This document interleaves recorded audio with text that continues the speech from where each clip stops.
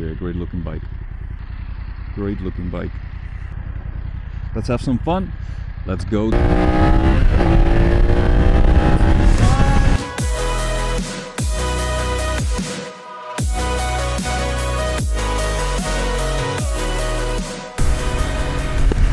Whoa. Ah, okay. I found a quick shifter.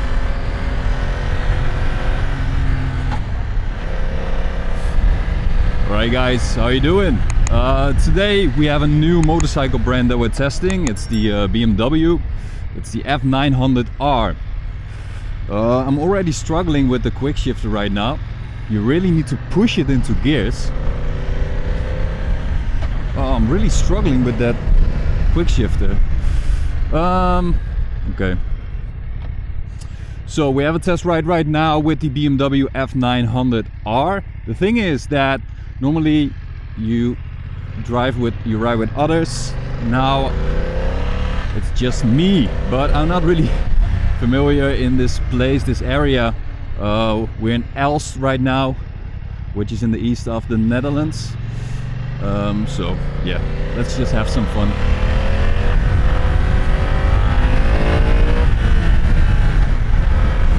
I don't think it's a quick shifter though, because I'm not getting it into third gear without using the clutch. So maybe it's a quick shifter, but needs to be enabled, not sure.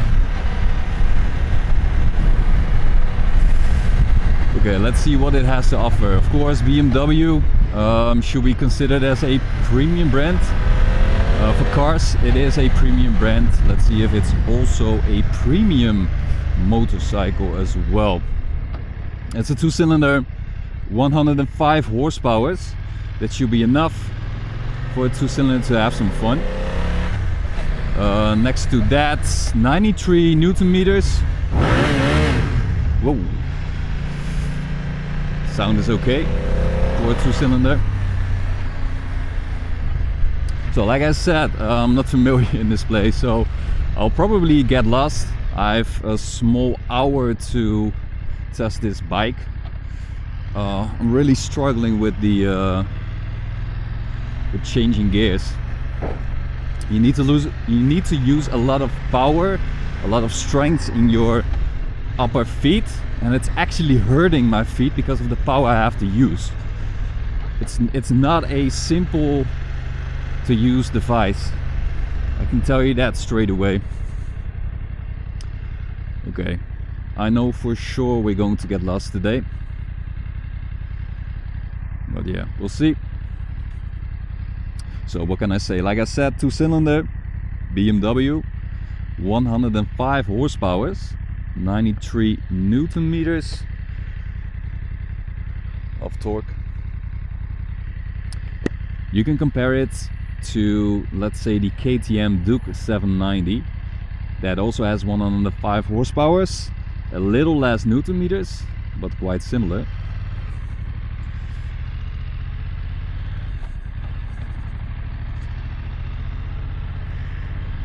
Normally I'm not really enthusiastic about all 2-cylinders. It's not my cup of tea, let's put it that way. I had one 2-cylinder that really blew my mind. That was a Suzuki, what is it called? The 8S? Yeah, the naked bikes, so not the 8R, 8S. And yeah, that really convinced me that there can be really fun 2-cylinders out there as well. That was really a well done job by Suzuki. So it's possible for sure to have to create a great 2-cylinder bike.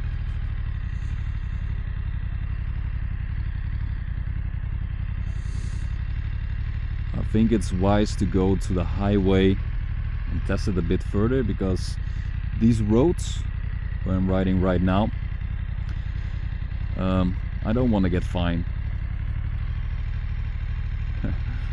And I think chances are high to get fined today riding this this bike. Like I said, 105 horsepower. I get foggy visor again. Come on, green light. Just give me the green light and I'm ready to go.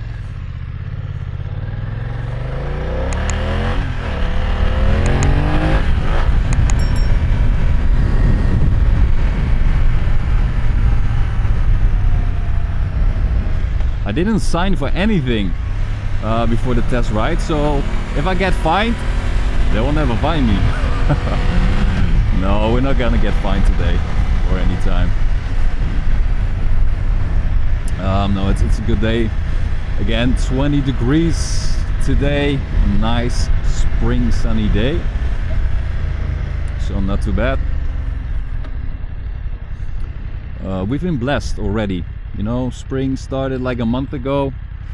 And we only had nice weather like this. Okay. Ooh, that was quite smooth. So I started in second gear and I didn't feel any hesitation. So it's pretty smooth. It has enough power to get started in second gear as well. The sitting position is a bit aggressive though. You're more leaning to the front.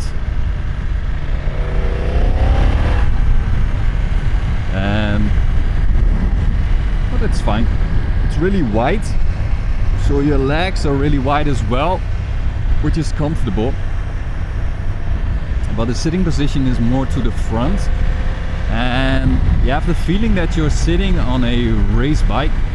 But it's a really true naked bike though. So, but it's comfortable, and it gives you that little bit of sporty feeling, which is fine.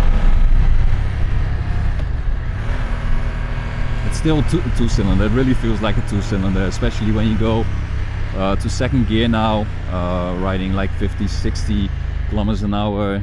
You hear that famous two-cylinder sound, pop pop pop pop pop. You know, the 105 horsepower, I'm not feeling it yet. I think it's more if you go high up the revs. As you can see, I'm only at 3000 right now. I need to go up to 7, 8, 9 to get that real torque out of it and real power out of it. It has plenty of torque, you know, 93. That's quite decent, of course. So, okay, let's try the corner. Oh, ooh, real smooth. Oh, it's corner. Ah, that's a weird feeling. It's like it's cornering itself. I'm not doing anything right now. Well, it feels like I'm not doing anything. Probably if I don't do anything, yeah, I'm going straight. No, but it feels like it's cornering itself. And the weight of the motorcycle, it's not lightweighted, but also not heavyweighted. It's really in the middle. It's easy cornering. Yeah. Ooh, that's a new feeling to me, that it's that easy to corner. Of course, the Panigale V2 of Ducati has the same cornering style, you know, you just give it a little hint and it goes up into the corner. Okay, we go to the highway. So easy cornering on the Ducati Panigale, but this is even more. Well, not more. It's I think it's similar to the Ducati, and maybe that's also the premium factor that you're aiming for and what you're paying for as well. Don't forget that you're paying for that premium.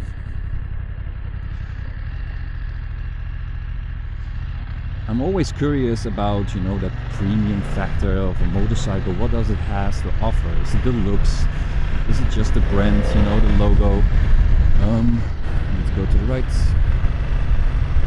Otherwise I'm going to a different location and I will never return back to my starting position. I can already tell no one is in a hurry today. And that's fine, I'm not in a hurry as well. So okay, we're gonna go for a little bit of highway and test it out.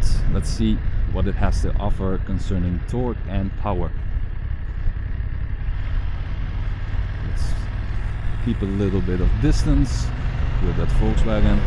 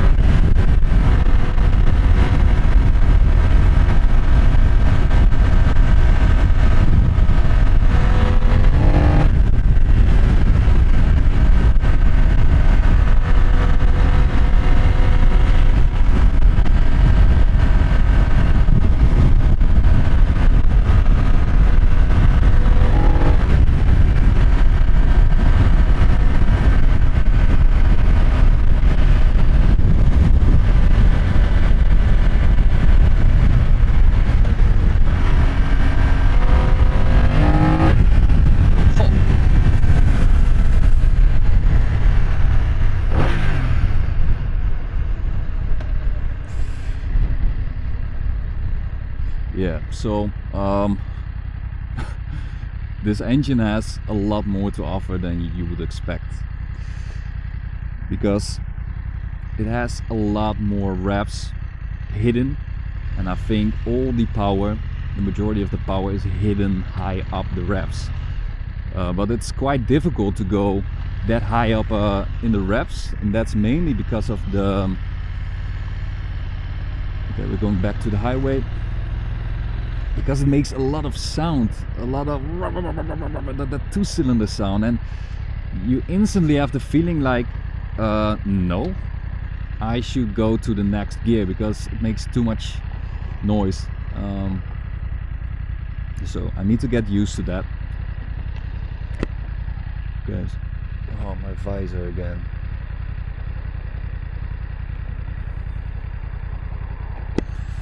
Okay, let's see, we're gonna test it again. Try out the torque a bit more. I don't have a car in front of me right now, so let's see. No, that's really the thing with the two-cylinder. If it makes too much noise, you know instantly, okay, go up in the gears. But probably you're missing out on all the torque and power and fun because of that.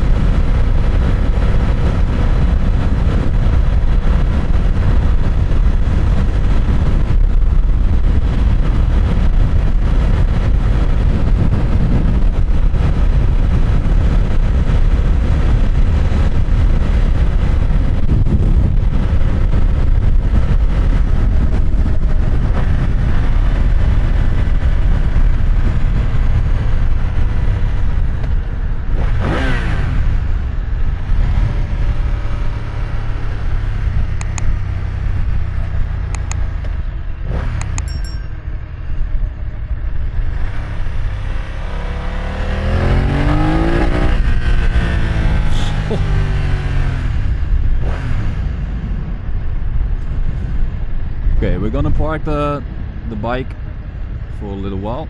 Let's have a look.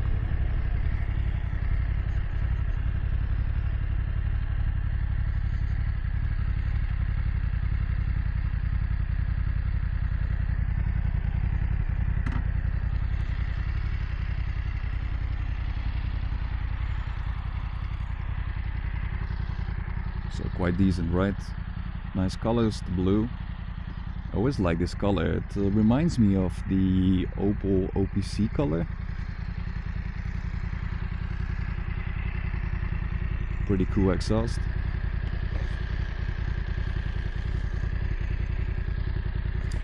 Yeah, great looking bike. Great looking bike. Okay, so we have plenty of time today. A little bit of itch on my... Hey, and then a motorcycle rider. We have plenty of time, so let's have some fun. Let's go to a different environment. Let's leave the highway and let's see what it has to offer in other circumstances.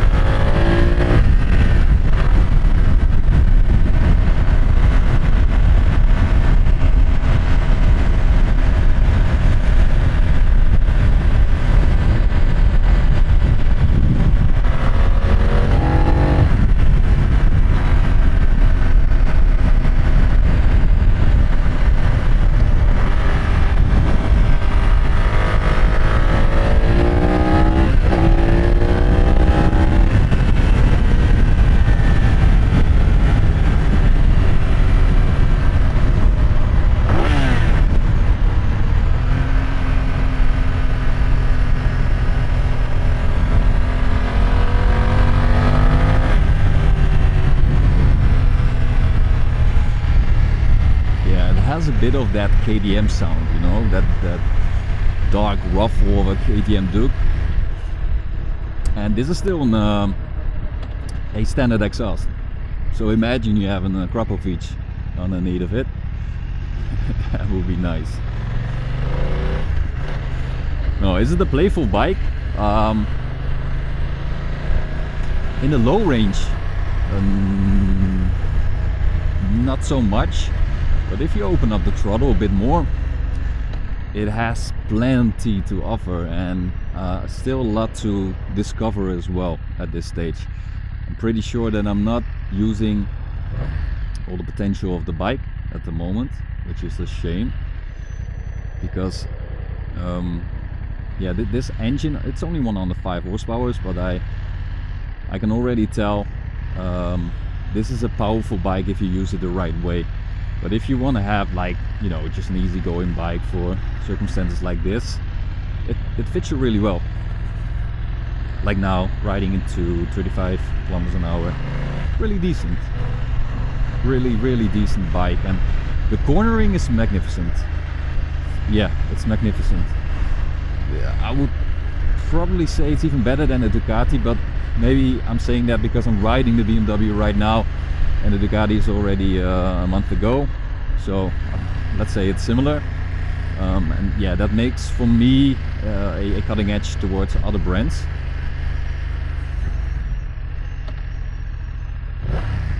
So do you feel that it's premium? Cornering, yeah. Hidden power, torque, yeah. Design, yeah.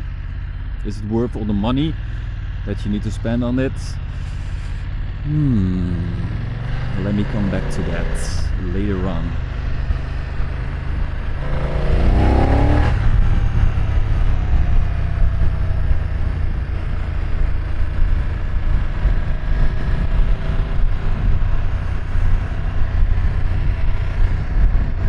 Look how wide it is. It's a big fella. No, yeah, 2 meters tall, like 6'7".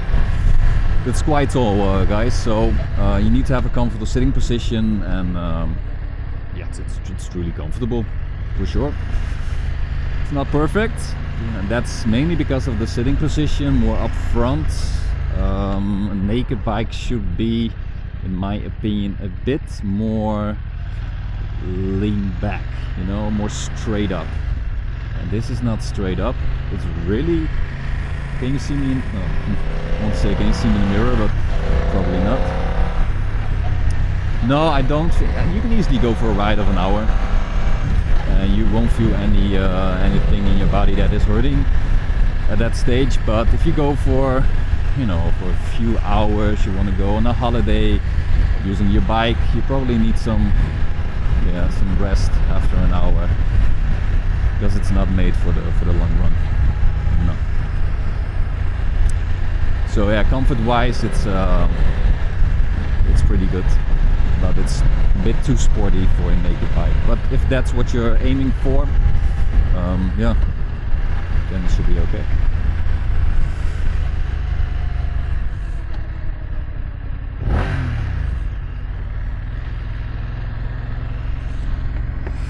BMW. I'm an Audi driver myself. Looking at my car, not really a BMW fan per se at all. I don't have any feelings towards BMW, positive or negative, but yeah, it's still a premium brand, of course. They won the World Superbike Championship with Toprak Razgatlioglu last year with the M1000RR. So they make quite good superbikes, quite good motorcycles, of course. They know what they're doing.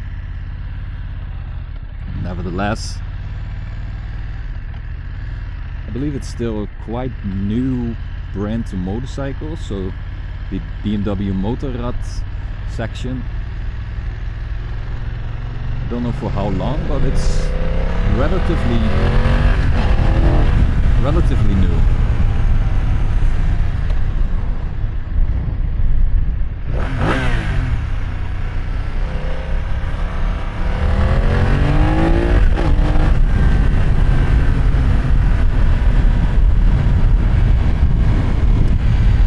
sure if it's because I'm getting more and more experienced and testing more and more bikes, but I'm not getting that adrenaline rush as you would expect going full throttle in second gear, third gear, as much as I want to, as much as I would expect still being a beginner.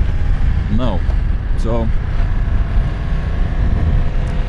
I'm not sure what kind of conclusion I can make out of that, but yeah, this bike is not made for just fun or top speed or top torque or whatever. This is like more like an all-round naked bike that can offer you all kind of those things on a certain level.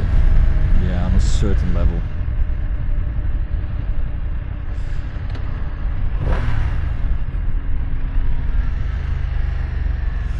So, is this bike made for beginners? Yes. Yeah, I can say it proudly, without a doubt. Any beginner. This is also for A2 driver's license. If you're below 25, well, that's the rule in Holland. If you're below 25 years, you have a different driving license. So this is also an A2 motorcycle. I'm driving the normal bike, of course. I think I'm lost. Am I?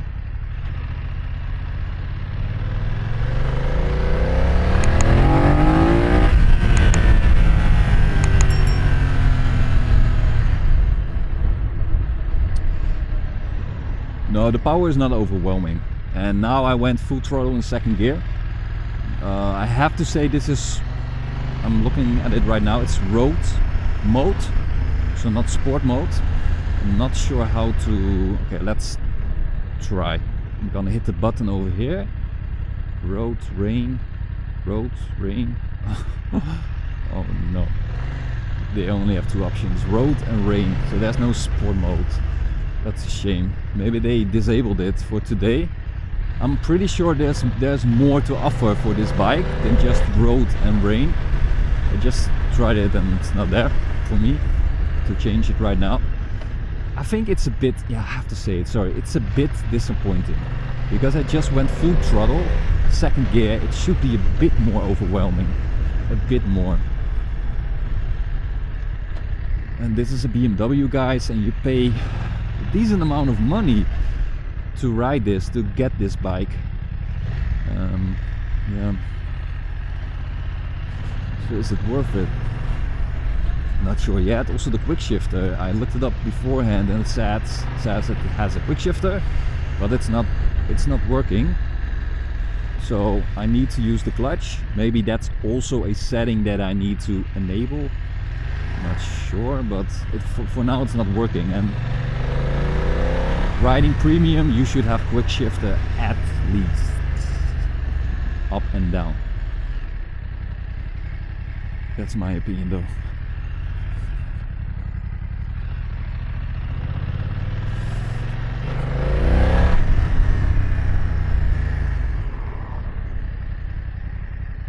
Can I compare this bike to another bike? If I look at the characteristics, how it behaves, I'm not really sure.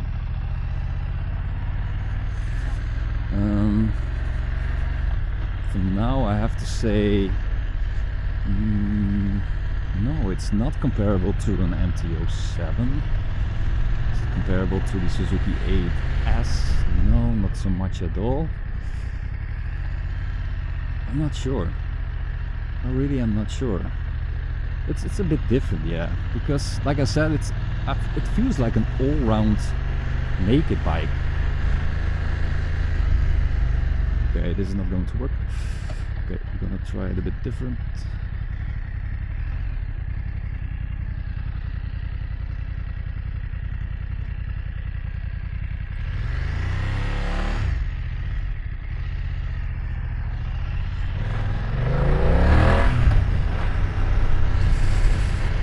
No, that was the wrong direction. Okay, let's try some different things. We need to go to the right.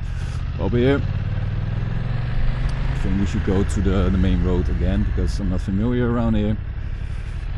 So yeah, it's a good all-rounder. Decent in cornering, decent in everything actually. But it's not special. It doesn't have that X factor. I'm always looking for that something.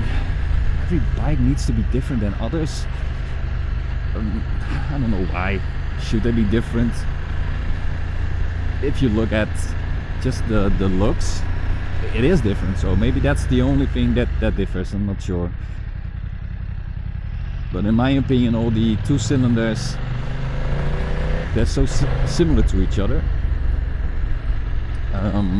I don't want to say boring, but yeah, I don't know any other synonym to boring. So I think 2 cylinders are really made for people that want to use their bike to go to their work, or just get a little, go to the grocery store, or just have a little ride when the sun is out. But that really sporty feeling where we're all riding a motorcycle at first, you know, watching motor racing on TV. For many of us, that's the starting point, and I don't think a 2-cylinder can offer you that. That's a shame. So I'm not a big fan of 2 cylinders. And also, this bike didn't surprise me that much to say, okay, I'm convinced 2 cylinders rock. Besides the Suzuki 8S that I tested last year, that was great. That was a great bike and a lot of fun.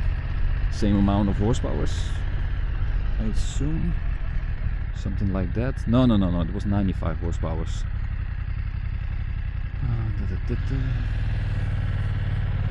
Oh, so we still have like 20 minutes to go. They gave me a lot of time to test this, which is perfect, but I have the feeling that I'm already a bit done with this bike, you know. I don't think it's gonna surprise me anymore in a positive way. I've already seen it by now, but yeah, it's never a bad idea to just enjoy the environment when it's sunny out there. So we're gonna shut up for a few minutes, just enjoy the environment, the bike, and its sound.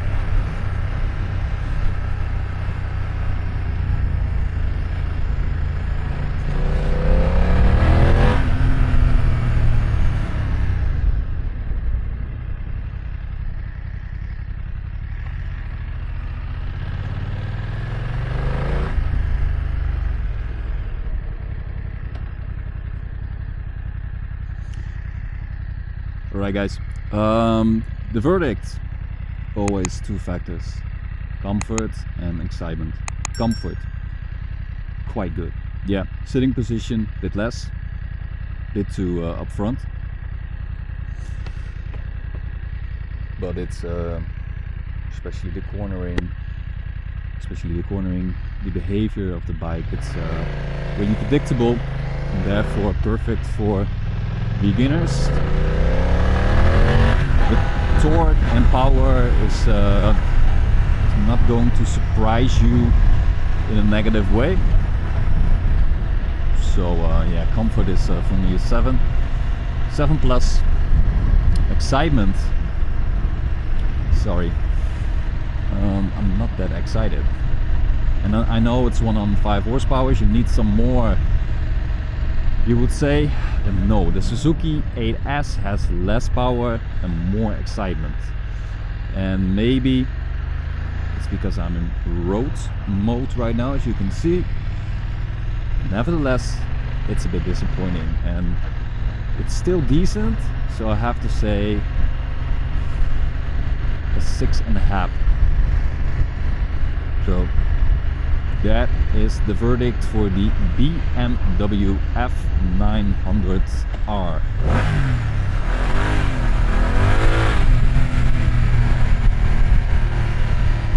Is it premium? What? Are you paying for premium? Oh yeah. Am I willing to pay for that premium surplus? Nah, I don't think so. I don't think so, no. So this is not the perfect bike for me. Still looking for that perfect bike. I might have found it already in the Kawasaki ZX4R or the Ducati Panigale V2S, perhaps, but we still have a lot of tests coming up in the next coming weeks and months, so I'm pretty sure we'll find that perfect bike. It's not the BMW F900R. No, ooh, that was the Ninja, the Kawasaki Ninja ZX6R. I'm going to test it next week.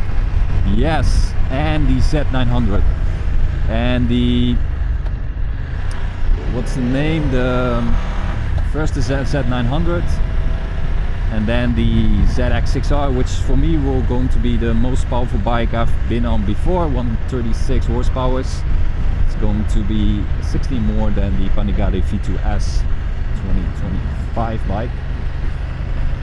So let's see. We still have some minutes left on this bike. I'm going to ride it out. And that was it for this week. Thank you guys. Let me know what you think of this bike, and always curious about your opinion, and I'll see you next week. Cheers.